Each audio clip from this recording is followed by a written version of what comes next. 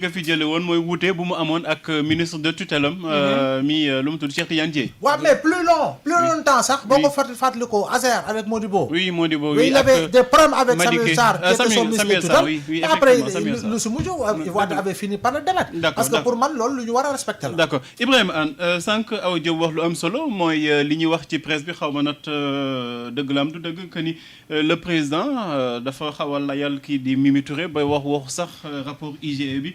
rapport bu ñu commandité bu nekkee loolu la moom le président wax quand même ay propos yu gravissime la.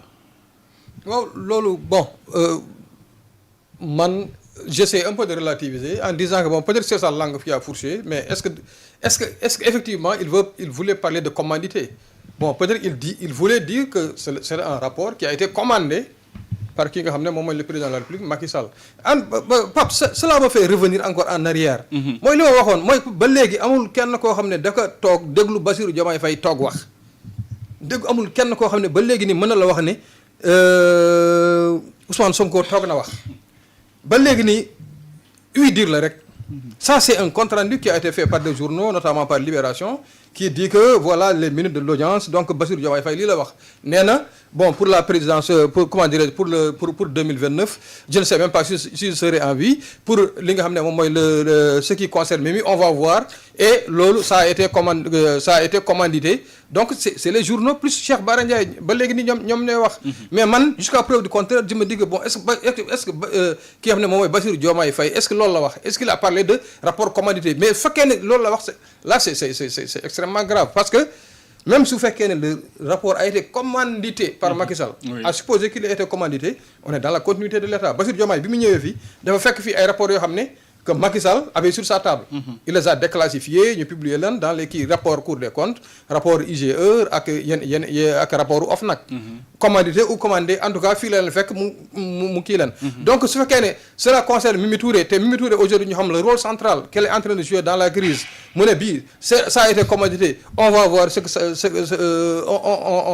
on va voir comment on va le gérer donc loolu politicienne dugg na ci bu dee loolu moom si c'est ça c'est grave mais encore une fois man jusqu'à preuve du contraire je pense que c'est pas ce qu'il voulait dire c'est pas commandité qu'il voulait dire bon il voulait dire que c'est un rapport qui était commandé sous Macky Sall qu'il a trouvé sur sa table mais là il va voir quel traitement il sera réservé à ça d'accord Georges Nesta tey jii bu nekkee kàddu yooyu moom moo ko yëgti voilà mu doon kàddu yu xaw a doy waar dafa mel ni da ngay làq doom di dóor doom non moo tax ma ne la léegi man Diomaye le connaissant xam naa mënul tenir des propos de ce genre là à la légère soit am na si lu ko leer en tant que président de la République wala boog da doon chahuté comme ça wala bon voilà mais li mu mën a xam mooy rapport boobu yaakaar naa Idriss Seck moo ko commandé woon et l'Observateur à l'époque avait écrit Idriss Seck fouille Mimi xam nga Idriss Seck moo remplacé Mimi Touré foofu si kii bi si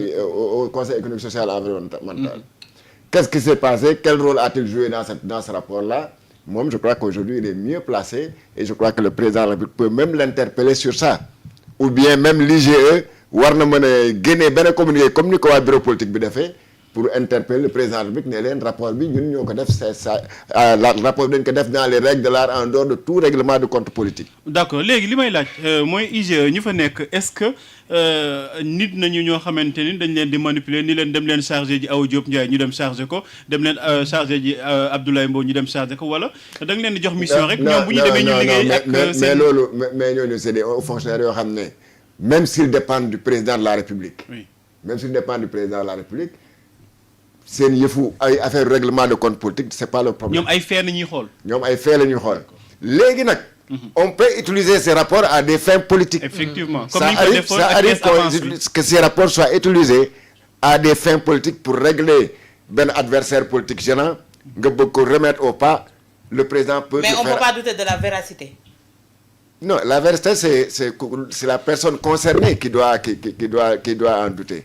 Mais si c'est un rapport le président de la République n'a pas pour rôle de douter de la fiabilité de ce rapport-là. Mais si c'est un rapport de l'IGE, ce rapport ne saurait être commandité par Idrissa Seck. Parce que c'est le président bu ñëwee audit interne lay def. Effectivement. L'audit interne l'audit interne lay def. Ça n'a rien à voir parce que IGE président dong moo am prérogative yëkkati. ñu ko demal xooli ji. waaw est-ce que maintenant c'est pas cette gestion de cette parce que les gens parlaient à l'époque de 1 milliard quelque chose comme ça. Près de 2 milliards. Près de 2 milliards, voilà.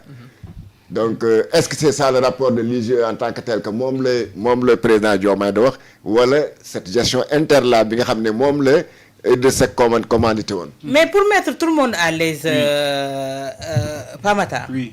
Est-ce que gënul woon correct que tey jii pour mu bañ a nekk sax ab dilatoire question yii yëpp di soulever wu dire à Mimi Touré, Abdourahmane, vous avez des dossiers comme ni ñu def Cheikh Dia, allez vous mettre à l'écart le temps qu'on éclaircisse les choses.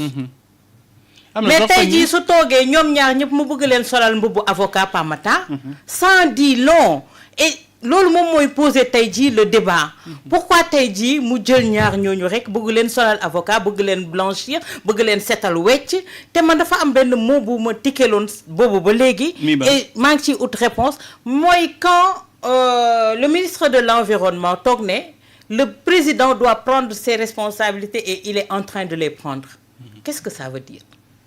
Il est en train de le prendre, c'est-à-dire mooy lii muy def jëmale ko ci partim temps bi jeex na tax maa ngi ko doon laaj Georges Nesta est-ce que coïncidence la wala agenda am la le fait que président di recevoir ay magistrats yoo xamante ne wala ay institutions yoo xamante ni bërki démb moom Ousmane Sonko critiqué na leen bu baax a baax bu ci mel ni Cour suprême ak ñeneen ak yeneen président recevoir leen aw Diop nan nga ko jàngee simple coïncidence la tout simplement wala ay acte la.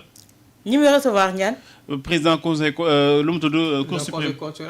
Peut-être que dafa jëm rek ci réforme yi nga xam te ne boobu ba léegi tout le monde en parle def nañu les assises de la justice am yu ñu ci war a soppeek yi ni mel peut-être que dernier réglage yi lay def ak ñooñu pour le soumettre à l'Assemblée nationale nañ ci am njortu bu rafet ne loolu moom moo tax mu koy def. D'accord Abdoulaye Ibrahima ku nekk 30 secondes ci même question bi. waaw mais wala man je me dis que c'est peut-être que en tant que président. mu recevoir des présidents yu yëngatu ci wàllu justice yoon la.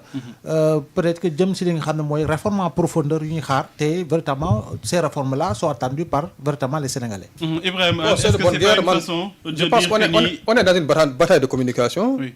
Le premier ministre président de PASTEF a convoqué un terrain meeting le 8 novembre. Ensuite le président de la République aussi veut montrer que lui c'est le président de la République, il est le chef suprême des armées. Samedi il était avec les militaires. La randonnée des militaires là. Ensuite il reçoit les corps constitués, il a reçu qui? Il a reçu la présidente du Conseil constitutionnel. Oui. Il a reçu le premier président de la Cour suprême. Il a reçu le bâtonnier de l'ordre des avocats. Donc loolu ça veut dire beaucoup de choses. En tout cas di ko jaajëfal bu baax a baax moom Ibrahima di jaajëfal aussi Abdoulaye Mbow Awa Diop Ndiaye ak Georges Nesta Diop di jaajëfal Lo Ndir ak Oumar du ñu fàtte aussi Awa Diop ak DJ yu di leen jox rendez-vous demain inchallah ci benn képp. seen programme Walfadjri keppaar gi dellu si na. Gis nga Pape dafa am lenn loo xamante ne ci réew mi dafa mel